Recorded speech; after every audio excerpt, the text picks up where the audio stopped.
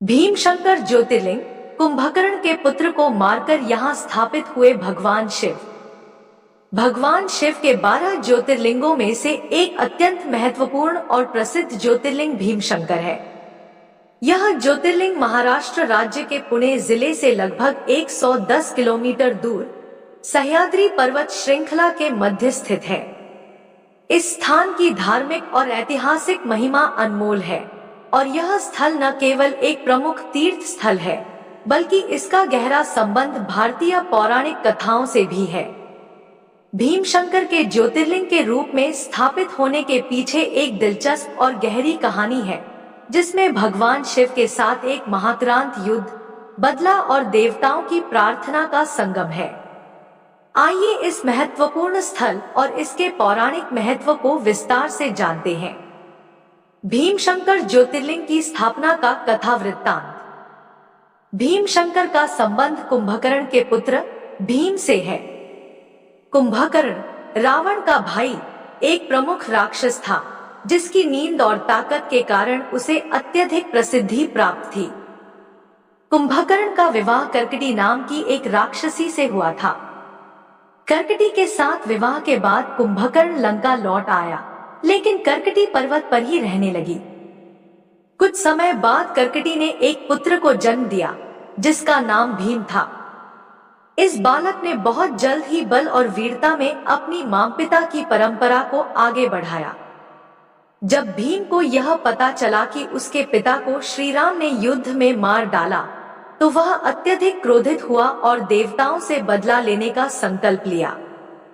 भीम की तपस्या और शक्तिशाली वरदान। भीम ने अपनी प्रतिशोध की भावना को चरितार्थ करने के लिए ब्रह्मा जी की कठोर तपस्या की।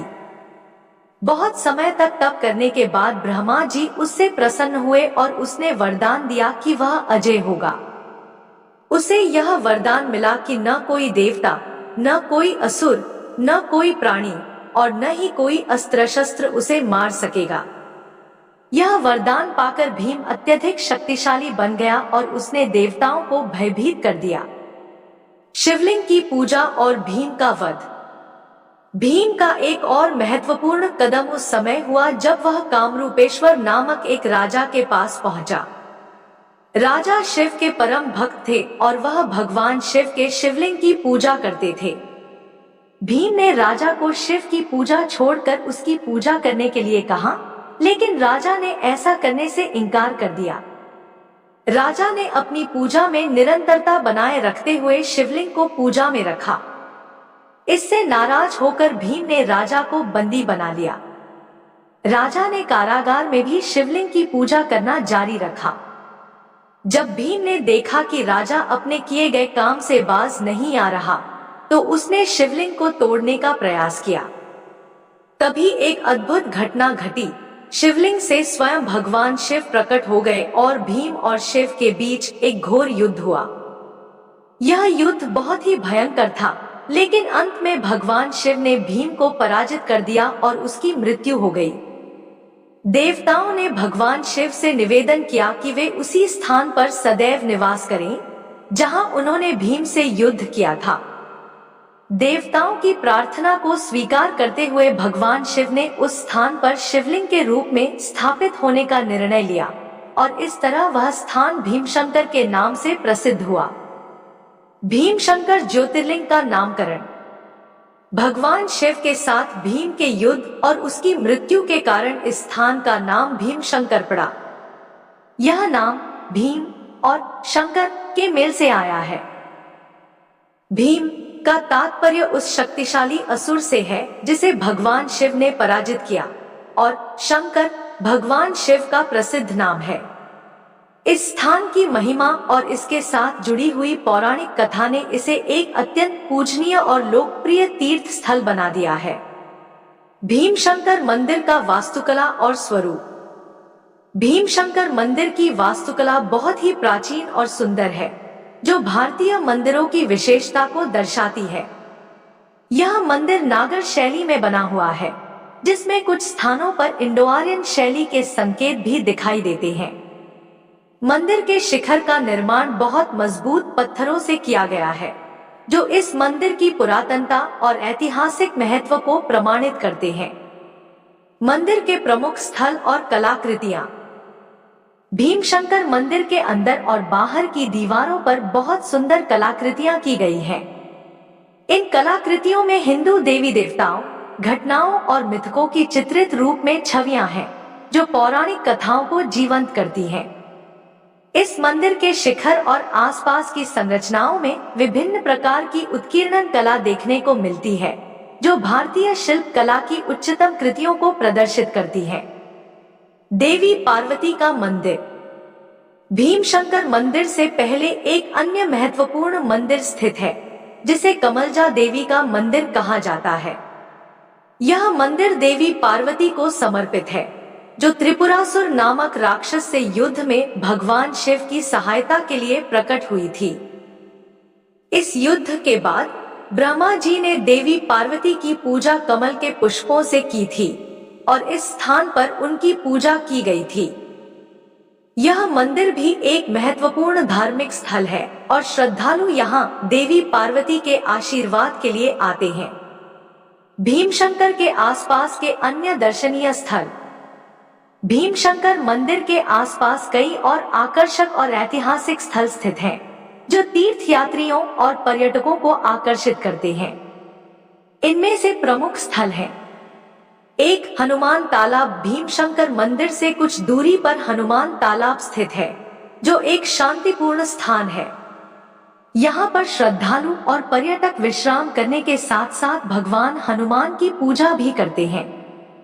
2, गुप्त भीमशंकर। यह स्थान भीमशंकर मंदिर के निकट स्थित है और यहाँ एक छोटा सा मंदिर है। यह स्थान धार्मिक और ऐतिहासिक दृष्टि से महत्वपूर्ण माना जाता है। 3, कमलजा देवी। जैसे पहले बताया गया, कमलजा देवी का मंदिर भी बहुत प्रसिद्ध है और श्रद्धालु यहाँ देवी पार्वती के आशीर्वाद के लिए आते हैं। भीमशंकर यात्रा के समय और प्रमुख अवसर। भीमशंकर ज्योतिर्लिंग जाने के लिए कोई भी समय उपयुक्त हो सकता है, लेकिन विशेष रूप से महाशिवरात्रि के समय यहाँ बहुत बड़ा मेला लगता है। इस दिन विशेष पूजा, अनुष्ठान और दर्शन का आयोजन किया जाता है। महाशिवरात्रि के अवसर पर यहाँ भक्तों की अत्यधिक भीड़ होती है और भगवान शिव के दर्शन करने का पुण्य बहुत अधिक माना जाता है। निष्कर्ष: भीमशंकर ज्योतिर्लिंग की कथा न केवल एक धार्मिक स्थल के रूप में महत्वपूर्ण है, बल्कि यह हमें भगवान शिव की महिमा, दैवीय न्याय और सत्य की शक्ति का भी एहसास कराती है। कुंभकर्ण के पुत्र भीम से भगवान शिव की महाक्रांत युद्ध और उसकी पराजय की कहानी हमें यह सिखाती है कि सत्य और धर्म की हमेशा विजय होती है। भीमशंकर का यह ज्योतिर्लिंग एक शक्तिशाली स्थल है, जहां भगवान शिव के दर्शन से भक्तों को शांति, समृद्धि और मोक्ष की प्राप्ति होती है।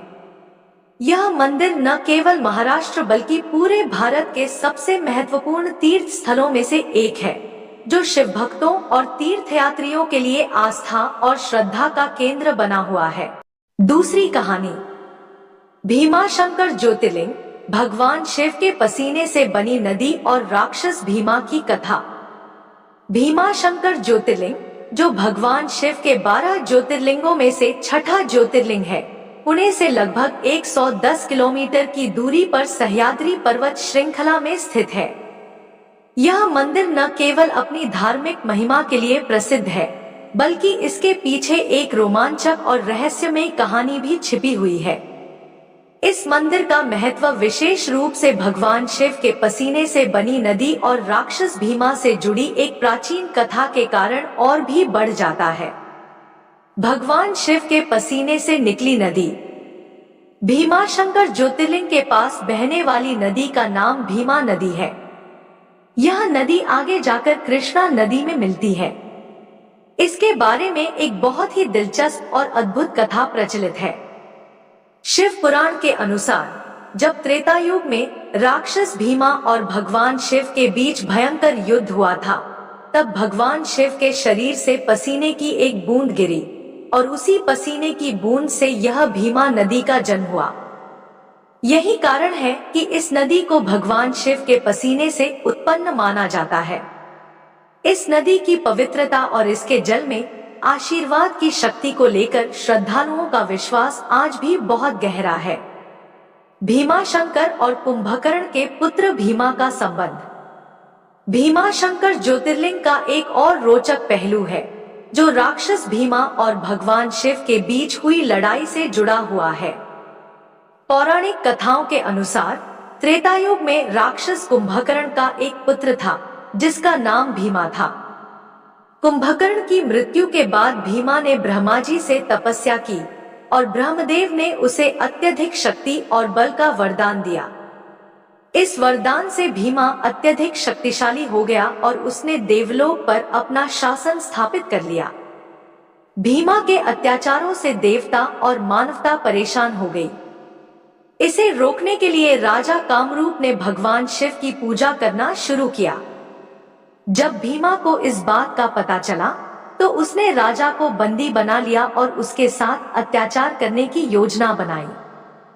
राजा कामरूप ने अपने बंदी गृह में एक शिवलिंग स्थापित कर पूजा करना जारी रखा।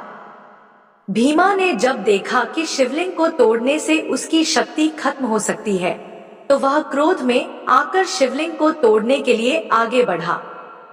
भगवान शिव का प्रकट होना और भीमा का विनाश।